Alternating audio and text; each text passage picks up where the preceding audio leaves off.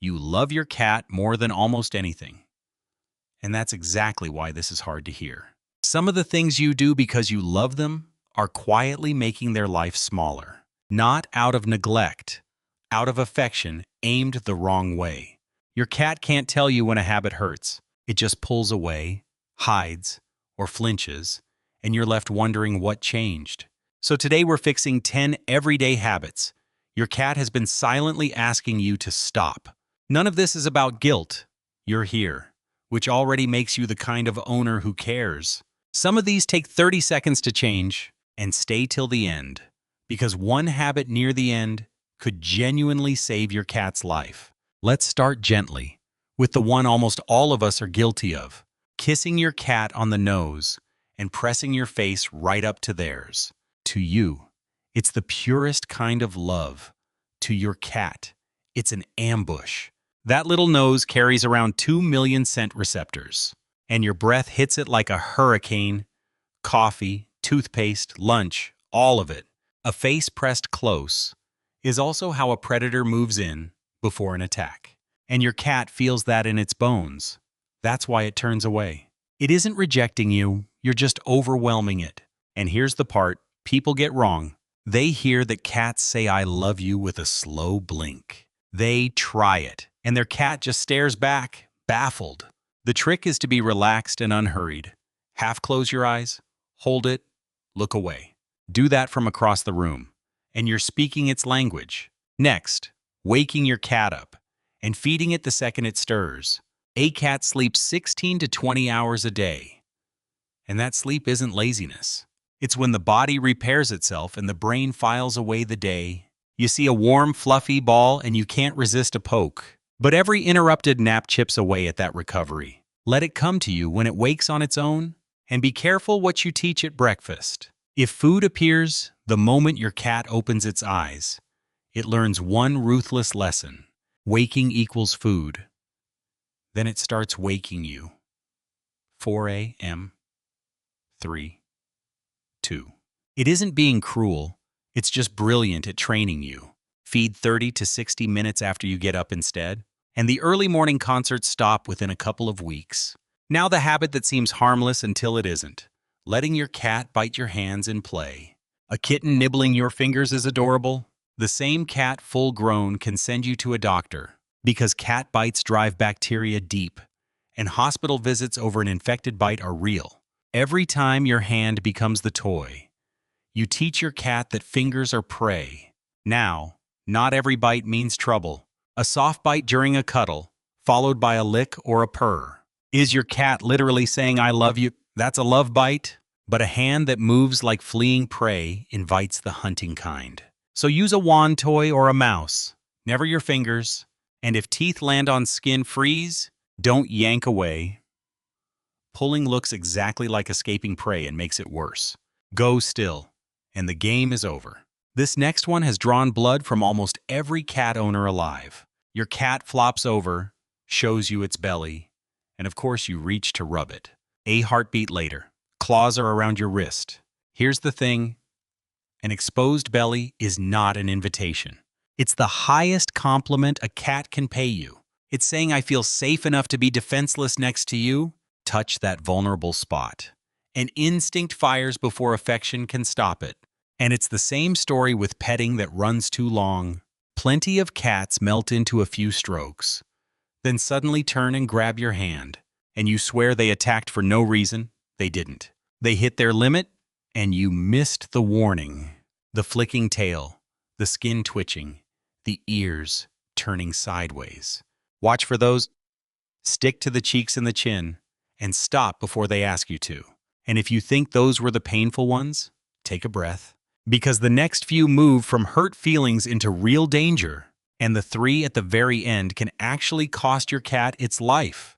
Which brings us to the biggest mistake of all, say, punishing your cat for things you should simply prevent. Yelling, the dreaded spray bottle, scolding a cat for a puddle it made 10 minutes ago. None of it works. And here's why. Your cat cannot connect your anger to something it did in the past. All it learns is that you and your hands are unpredictable and frightening. The spray bottle doesn't teach it to stop. It teaches it to hide from you and to fear you the rest of the time. And there's a truth this community says better than any expert. If a cat is acting out, it's almost always about something you are or aren't doing. Change yourself, and the cat changes. That's not blame, that's power. It matters most with one thing: peeing outside the box. That is never spite. It's a signal. Before you correct anything, get your cat to the vet. Because a urinary infection, crystals, even diabetes can hide behind those accidents. Rule out pain first. Speaking of the bathroom, look at where your cat's food bowl sits. If it's anywhere near the litter box, move it today. In the wild, no animal eats where it toilets. And your cat's nose is thousands of times sharper than yours. The smell you barely notice sits on its food and quietly kills its appetite. And worse, its thirst. A cat that drinks too little slides toward dehydration, and that road leads straight to the kidney and urinary problems that kill so many cats. And here's the emergency almost no owner sees coming. A male cat straining in the box, going again and again with nothing coming out, is not constipated. That's a blocked urethra, and it can turn fatal in under a day. Don't wait until morning. Keep food and water in a different room from the box. Now the quiet one, the habit that hides in plain sight. Brushing off small changes because life is busy, eating a little less, hiding a little more, skipping the jump to a favorite windowsill. It's easy to call it a mood, but cats are wired to mask pain until the very last moment. Because in the wild, a weak animal becomes prey. By the time your cat looks obviously sick, the illness is usually well advanced. The early signs are tiny, and they're yours to catch. One owner noticed her cat sitting in the litter box just a little longer than usual. She almost ignored it, but it registered, and it turned out to matter. That's the whole game. Learn what's normal. Watch the litter box, like a health report, and see a vet at the first real change. An attentive owner buys their cat years, literally. Now we reach the dangerous 3, and this first one is probably sitting in your home right now. Essential oils and scented diffusers. That calming lavender mist you run for yourself. Your cat's liver can't break down many of those compounds the way yours can. So they build up and cause slow, silent damage. Tea tree, eucalyptus, citrus, mint, especially toxic. And it isn't just the oils. So many everyday things in a loving home are quietly deadly to cats. And lilies are the one that breaks my heart. One viewer wrote the sentence I never want you to write. I lost a cat to lily poisoning, and I had no idea. A single leaf or a little pollen licked off the fur during grooming can shut down a cat's kidneys. So walk your home tonight with new eyes. Clear the oils out completely and get the lilies out of the house. Half a year from now, you won't connect the diffuser to the illness.